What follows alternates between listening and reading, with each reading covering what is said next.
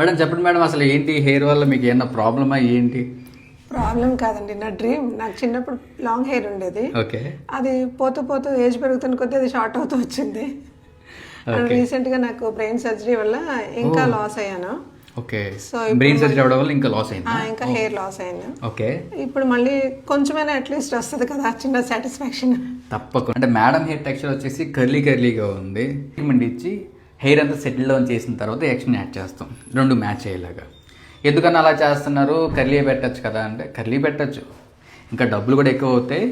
కానీ curly hair maintain చేయడం చాలా కష్టం. ఇప్పుడు మన కర్లీ హెయిర్ మనం కోమ్ చేసుకోవాలంటే చాలా ఇబ్బంది, చాలా కష్టం కదండి. అప్పుడు ఇదే హెయిర్కి నేను కూడా కర్లీ హెయిరే పెట్టాను అనుకోండి, మీరు ఆలోచించండి ఎంత ట్యాంగిల్ పడిపోతుందో. మీరే తర్వాత మళ్ళీ ఫీల్ అవుతారు. మీ కర్లీ హెయిర్కి నీట్గా ప్రోటీన్ ఇచ్చి సెటిల్ డౌన్ చేసి దెన్ 20 ఇంచెస్ మనం యాడ్ చేద్దామండి. చాలా బ్యూటిఫుల్గా ఉంటుంది. ఓకేనా మేడం? చూసారు కదండి, షార్ట్ హెయిర్ నుంచి లాంగ్ హెయిర్. ఎలా అనిపిస్తుంది మేడం మీకు? సూపర్ అండి, చాలా హ్యాపీ. చాలా మళ్ళీ నా చైల్డ్హుడ్ స్టైల్లోకి వచ్చేసాను.